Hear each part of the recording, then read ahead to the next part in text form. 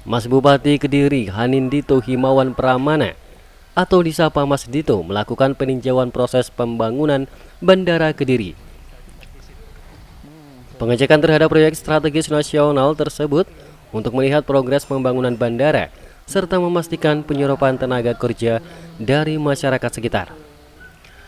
Mas Bupati Dito juga melihat sejumlah relokasi sarana dan prasarana seperti gedung sanggar kegiatan belajar, SD, SMP, termasuk aliran sungai terdampak pembangunan bandara. Pada kesempatan itu Mas Bupati Dito bertemu Direksi PT Surya Doho Investama selaku perusahaan pelaksana pembangunan Bandara Kediri yang merupakan anak perusahaan dari PT Gudang Garam Tbk Kediri. Diketahui saat ini total pengerjaan sudah mencapai 51% dan ada lebih dari 50% warga di daerah terdampak langsung proyek pembangunan bandara yang dilibatkan dalam pekerjaan. Daerah terdampak yakni 4 desa meliputi Desa Jatirejo di Kecamatan Banyakan, Grogol di Kecamatan Grogol, Bulusari dan Tarokan di Kecamatan Tarokan. Mas Bupati Dito mengatakan, apabila progres pembangunan sesuai dengan target direncanakan pada awal 2023 mendatang, Bandara Kediri diproyeksikan mulai beroperasi. Mas Bupati Dito menyebutkan salah satu penyebab banjir di sekitar kawasan bandara karena berkurangnya sumber mata air di atas lereng Wilis. Pemerintah Kabupaten Kediri merencanakan pembangunan embung yang dekat dengan bandara untuk mengatasi banjir tersebut. Ini yang kunci lagi perjalanan. Ya.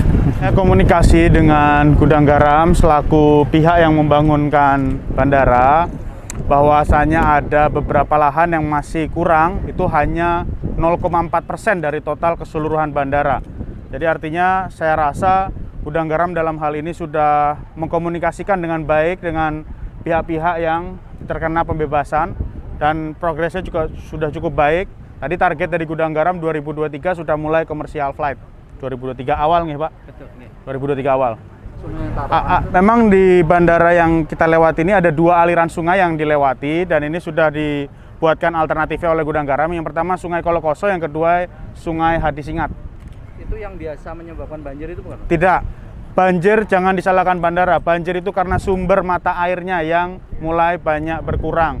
Jadi banyak sekali di bagian atas lereng Gunung Wilis yang sekarang itu tadinya ditanam tanaman pohon diganti berambang. Nah itu yang menyebabkan banjir. Salah satu solusi mengatasi banjir sebenarnya saya sedang mau rembukan dengan PUPR untuk dibuatkan 2 embung besar di dekat bandara. Jadi kalau musim kemarau fungsinya untuk mengalirkan air pada saat musim kemarau. Karena bahasanya di bagian barat sungai itu kalau musim hujan nggak bisa ndodok, kalau musim kemarau nggak bisa cebok.